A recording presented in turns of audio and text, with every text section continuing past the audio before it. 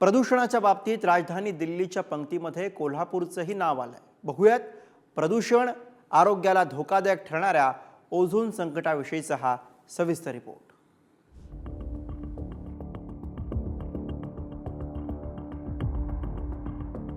ताजतवाना करणाऱ्या मोकळ्या स्वच्छ हवेचं कोल्हापूर अशी ओळख असलेल्या कोल्हापूरच्या हवेला प्रदूषणाचं ग्रहण लागले।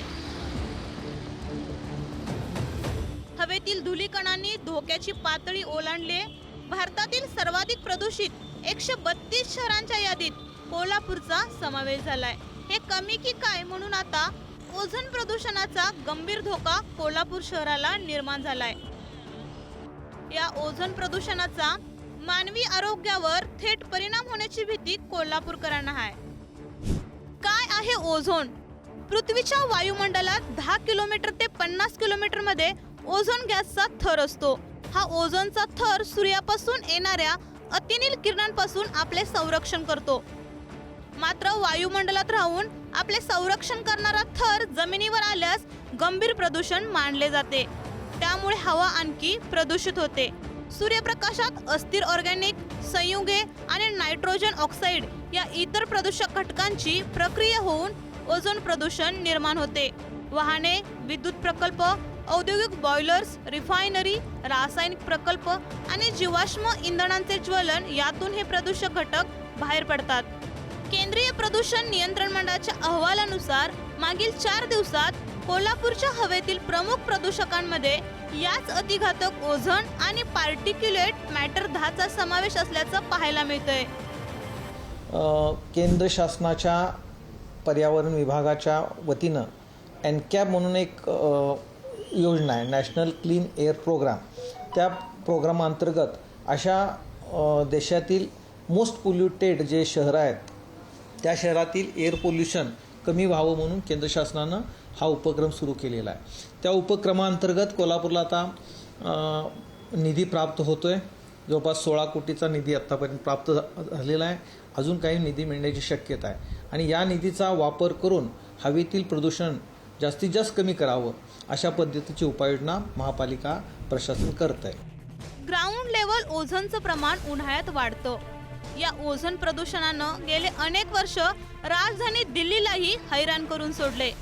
या प्रदूषणाचा इतर प्रदूषणाच्या तुलनेत मानवी आरोग्यावर अधिक घातक परिणाम होतो। गाड्यांमधून बाहेर पडणारा जो काही नायट्रस ऑक्साईड आहे तर त्यामुळं आणि सनलाईट म्हणजे सूर्यप्रकाश यांची रिॲक्शन होऊन ओझोनचं हवेतलं प्रमाण वाढताना दिसतंय। हाच ओझोन जर का वरच्या थरामध्ये हवेच्या असता, स्ट्रॅटोस्फिअरमध्ये असता तर तो आपल्याला उपयुक्त होता, कारण सूर्यापासून येणारी युव्ही रेडिएशन त्यापासून थांबणार होती। पण तो आपल्या खालच्या थरात ओझोन तयार होत असेल तर त्याच्यामुळं आरोग्याच्या वेगवेगळ्या तक्रारी होऊ शकतात, ज्याच्यामध्ये डोळ्यांचं जळजळणं असेल किंवा फुफ्फुसांचे वेगवेगळे काही इन्फेक्शन्स असतील, घसा खवखवणं असं किंवा तात्पुरत्या स्वरूपातली सर्दी असेल तर अशा प्रकारचे आरोग्यावरती विपरीत परिणाम होताना देखील आपल्याला दिसतंय। मागच्या 4 दिवसातील हवा प्रदूषण करणारी प्रमुख प्रदूषके आणि हवा निर्देशकांची आकडेवारी धक्कादायक आहे, ज्यामुळे कोल्हापूरकरांची चिंता आणखी वाढली। 22 फेब्रुवारी प्रमुख प्रदूषक ओझोन आणि पार्टिक्युलेट मॅटर 10, हवा निर्देशांक 88। 23 फेब्रुवारी प्रमुख प्रदूषण ओझोन आणि पार्टिक्युलेट मॅटर 10, हवा निर्देशांक 130। 24 फेब्रुवारी प्रमुख प्रदूषक ओझोन आणि पार्टिक्युलेट मॅटर 10, हवा निर्देशांक 112।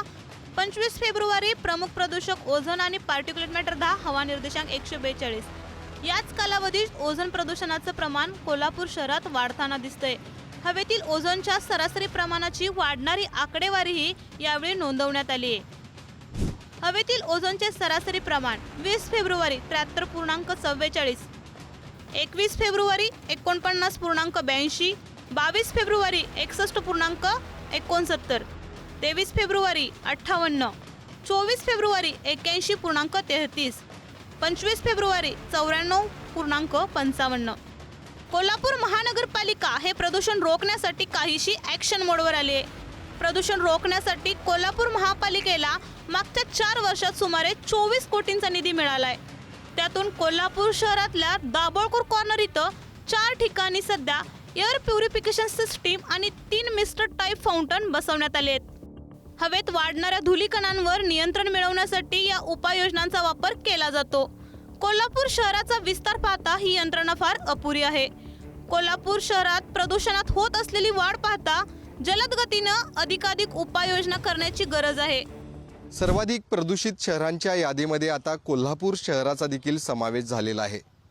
शिवाय कोल्हापुरातील हवेमध्ये आता ओझोनचं देखील प्रमाण दिवसेंदिवस वाढत चाललेलं आहे. या ओझोनच्या प्रमाण वाढीमुळं अनेक श्वसनाचे आजार देखील होण्याची शक्यता आहे. त्यामुळं वेळीच प्रशासनाकडून आता योग्य उपाययोजना करणं गरजेचं आहे. कोल्हापूरच्या हवेचा दर्जा सुधारावा. मोकळ्या हवेत श्वास घेणं कोल्हापूरकरांच्या आरोग्याला अपायकारक न ठरता आरोग्यदायी ठरावं. यासाठी संबंधित प्रशासनानं लवकरात लवकर उपाययोजना कराव्यात, हीच एक कोल्हापूरकरांची अपेक्षा. कोल्हापूरहून शेखर पाटील सह रशिदी नामदार, पुढारी न्यूज.